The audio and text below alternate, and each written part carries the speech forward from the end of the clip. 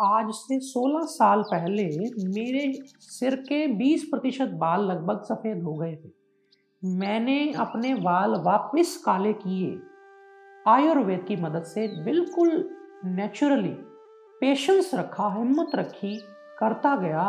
1 डेढ़ 2 साल लगे, रिजल्ट आ गया पूरा। आज मेरे बाल आप देखेंगे तो एक सफ़ेद मिलेगा पूरे के पूरे सिर में से या दाढ़ी में से, कहीं भी इससे ज़्यादा नहीं मिल पाएगा। कैसे हुआ ये? दरअसल मैं अपनी डाइट पे काम नहीं करता था। भूखे रहना, सेवा करते रहना, काम करते रहना, मिल जाए तो खा लिया, नहीं मिला तो नहीं खाया। उससे बहुत कमज़ोरी आई, बहुत डैमेज हुआ शरीर में, बहुत सालों तक ऐसा चला। तब जाकर बाल सफ़ेद हुए। बच्चे खाते नहीं हैं, ना गाजर खाएँगे, ना सब्जियाँ अलग कर देंगे, दूध वाली चीज़ नहीं खानी है उनको। उनको आँवला रख दो तो नहीं खाएँगे, बस खाएँगे तो वो बाहर का खा लेंगे, स्पाइसी खा लेंगे, फ्राइड खा लेंगे, जंक खा लेंगे। इससे बाल सफ़ेद होने ही हैं, क्योंकि न्यूट्रिशन के नाम पर कुछ नहीं गया शरीर में। ऐसे ही मेरे साथ हुआ। मैंने तो खाया ही नहीं, बहुत कम, 1-2 बार दिन में अगर मिल जाए, वो भी तो घंटों-घंटों तक बस काम करते रहना। धीरे-धीरे फिर जब मुझे समझ में आई तो मैंने अपने आप में सोचा क्या करूँ? मैंने मेहंदी लगा ली बालों में और हरे रंग का थोड़ा वो, जैसे मेहंदी नेचुरल होती है, थोड़े बहुत ढके गए। लेकिन अंदर से मुझे पता था कि ये ढकना टेम्परेरी है, परमानेंट नहीं है। फिर मैंने सोचा दूसरों पे आयुर्वेद करते हैं, अपने में क्यों ना किया जाए, अपने ऊपर भी काम करते हैं। तो मैंने सबसे पहले क्या किया, आंवला को कच्चा खाना शुरू किया। कभी-कभी आंवला को कद्दूकस करके शहद में डालकर धूप लगवा के रख लिया, उसको खाना शुरू किया। कभी-कभी वो भी नहीं ज़्यादा समय तक टिक पाता था तो आंवला कैंडी, आंवला का चटनी बना लेता था। बड़ी चटपटी सी रोटी के साथ लगा-लगा करके, कभी खाली आते-जाते दिन में 5-7 बार मैं खा जाता था। ये मेरा रूटीन बन गया था, जिससे मुझे फ़ायदा भी मिला। मैंने सोचा नहीं कभी कि कितना फ़ायदा रोज़ हो रहा है, बस मैं करता गया। मेरे को शौक था कि भई अच्छी चीज़ है, ये कोई नुकसान थोड़ी है। तो मैं पच भी रही थी, या तो हो कोई उस ज़्यादा लेने से, या कोई 2-4 बार ज़्यादा ले लिया तो कोई नुकसान किया, नहीं। हाजमा अच्छा हो रहा था तो मैं लेता गया। अगला स्टेप जो मैंने किया, वो मैंने किया कि आंवला का तेल बनाया खुद, और प्योर बनाया एकदम। उसमें कोई रंग नहीं, कोई खुशबू नहीं। हालाँकि जो अब हम आंवला ऑयल आनंदम आयुर्वेद की तरफ से बनाते हैं, उसमें तो हमने आंवला के साथ-साथ सफ़ेद चंदन, भृंगराज, मुलेठी बहुत कुछ डाला है, लेकिन उस वक़्त सिर्फ़ आंवले से ही बनाया था। तो मैंने वो लगाना शुरू किया, और शैम्पू कभी-कभार लगा लिया, कभी-कभार नहीं भी लगाया, आयुर्वेदिक मिल जाते थे। ये आंवला, रीठा, शिकाकाई उबाल ली, कई-कई बार बाहर से ही कोई आयुर्वेदिक ले लेते थे।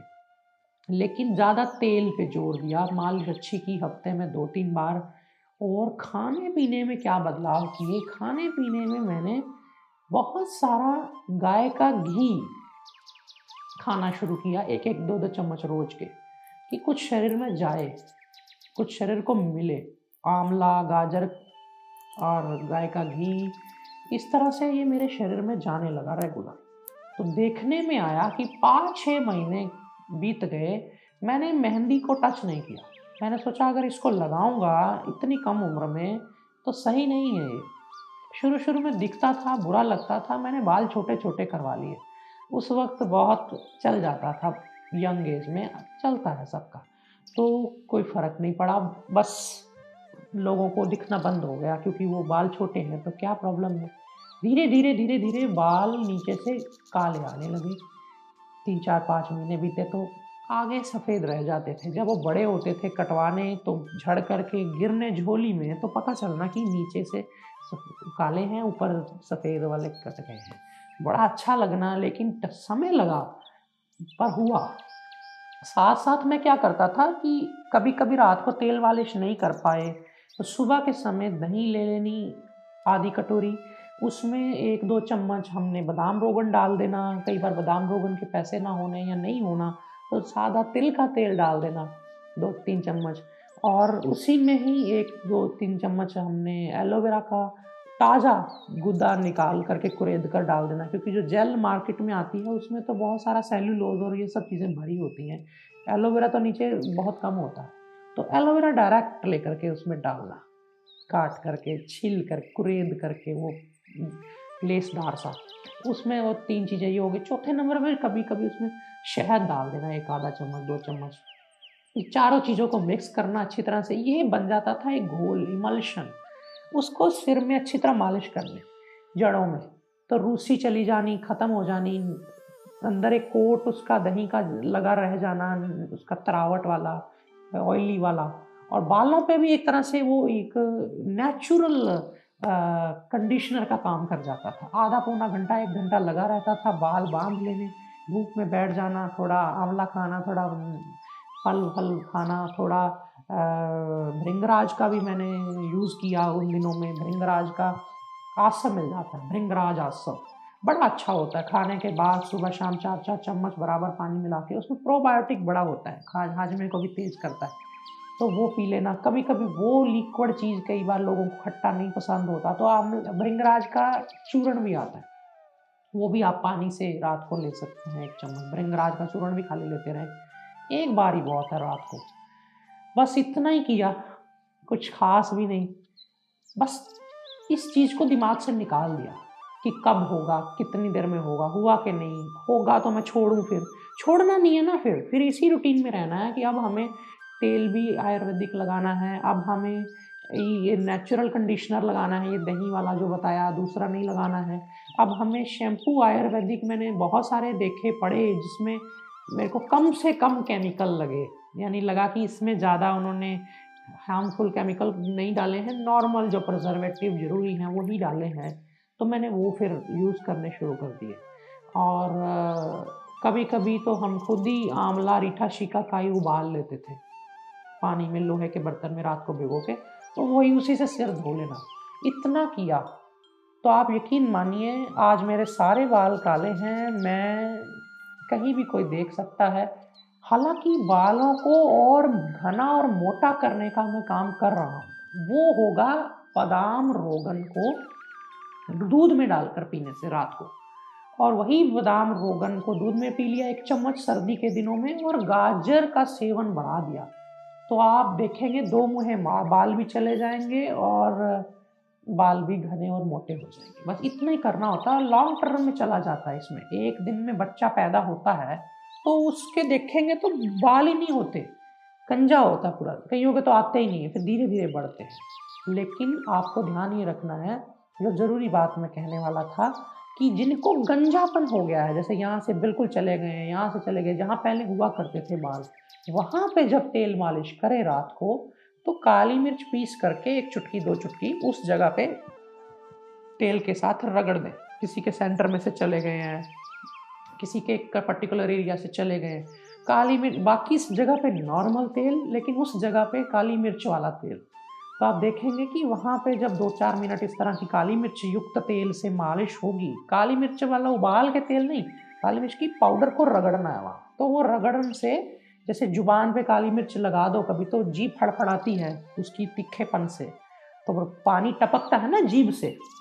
इसी तरह जब आप यहाँ तेल पे साथ काली मिर्च रगड़ते हैं तो वहाँ की स्किन पे थोड़ा रिएक्शन जो होता है उसकी मिर्ची का गरम गरम तीखापन वाला, वो जो रोम कूप सुराख बंद हो गए हैं उनको खोलता है। धीरे धीरे फिर 1-2 महीने लगते हैं उस पर रेगुलर मालिश करने से, हफ्ते में 2-3 बार 4 बार, तो वो खुलते हैं पोर, और फिर एक बूर सी बालों की निकलती है। फिर हो सकता है साल लग जाए, लेकिन वहाँ भी बाल वापस आ जाते हैं।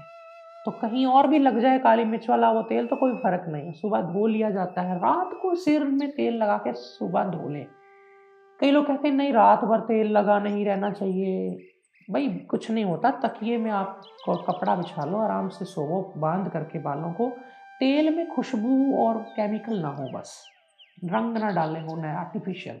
नेचुरल तेल होगा तो रात भर लगा रहेगा, नींद भी अच्छी आएगी, कुछ असर भी होगा। अब लगाया, इधर से आधे घंटे बाद सिर में पानी डाल दिया, धो लिया, तो वो कितना भी कर लो एब्जॉर्ब, तो चलो जो होना है वो आपकी चंपी के दौरान ही हो जाना है, लेकिन उसको एक रेस्ट मिलती है। बालों के ऊपर तेल लगे रहने से कोटिंग लगी रहती है, उस पर रिपेयर चलती है, बहुत अच्छा रहता है रात के समय में। सुबह धो लिया जाए, कभी कभी आपको तेल चंपी करना भूल गया तो वो इमल्शन वाला जो मैंने अभी बताया कंडीशनर वाला कर लें। इस तरह से मैंने किया और मैंने पाया। आप भी करेंगे तो ज़रूर पाएंगे। कोई भी अगर दिक्कत आए आपको इस जर्नी में तो ज़रूर मुझे बताइएगा, मैं फिर गाइड करूँगा आपको। ये जो चीज़ें बताई हैं मैंने खुद पे करी हुई हैं, इसलिए मुझे कहने में भी अच्छा लग रहा है। मुझे कोई डर नहीं है कि भाई होगा कि नहीं होगा, हो जाएगा, मुझे इतना पता है। दो मुँहे बालों को काटते रहना बीच बीच में। दो मुँहे बाल जब तक रहेंगे, बाल लड़कियों के औरतों के बड़े नहीं होंगे। दो मुँहे बाल होते ही कमजोरी से। तो आप जब आंवला, गाजर, कद्दू के बीज और सूरजमुखी के बीज चबा के आधा आधा चम्मच, एक एक चम्मच रोज खाएंगे ऐसे ही सलाद के अंदर डाल के, थोड़ा काजू अगर समर्थ हैं तो एक मुट्ठी रोज, इस सब चीज़ों से। और स्पायरुलिना अंत में कहना चाहूँगा, जो कि कैप्सूल की फॉर्म में और गोली की फॉर्म में आता है। आप अगर बड़े अडल्ट हैं, अच्छी डील डोल है, तो 2000 मिलीग्राम का एक कैप्सूल रोज नाश्ते के बाद या लंच के साथ पानी से लिया जा सकता है। इतनी सारी डाइट आपको, इतनी सारी चीज़ें मैंने बता दी, सारी इतनी करनी है बस। इससे अधिक कोई परेशानी दिमाग में नहीं आती। बाकी कुछ चीज़ें नेचर पे छोड़ो, प्रकृति पे छोड़ो, भगवान पे छोड़ो, अपने अंदर के सिस्टम पे छोड़ो, तो वो अपने आप करेगा। आपको क्या क्या रिजल्ट्स आ रहे हैं नीचे हर वक्त आकर के इस वीडियो के नीचे कमेंट में समय समय पर ज़रूर बताते रहना, क्योंकि बहुत ज़रूरी है। आपको अगर फ़ायदा मिल रहा है तो आप दूसरों को भी हौसला दें। ये मैंने काम किया, अपना अपना तजुर्बा, अपनी एक्सपीरियंस आपके साथ साझा किया, अब आप अपना करो, ताकि फिर उसमें जो कमियां रह जाएंगी उस पर भी मैं चर्चा कर दूंगा आपके साथ। तो आपने मुझे सुना उसके लिए बहुत बहुत धन्यवाद। मेरे अपने आनंदम आयुर्वेद के बनाए हुए जो प्रोडक्ट्स हैं आयुर्वेद के, वो आपको अगर आजमाने हैं, एक बार ट्राई करने हैं, तो ज़रूर आप www.sanskritibazaar.com पर जाइए और वो ज़रूर आजमाइए, अपने घर में आप मंगवाइए। आपको पता चलेगा कि आयुर्वेद की जो डीप जा करके जब हम काम करते हैं तो कितनी क्वालिटी के प्रोडक्ट्स निकल सकते हैं, बनाए जा सकते हैं, आपको महसूस होगा। तो आपने मुझे सुना, फिर से धन्यवाद। फिर मिलेंगे नई वीडियो में नई जानकारी के साथ। तब तक के लिए अपना ध्यान रखें। नमस्कार आपको।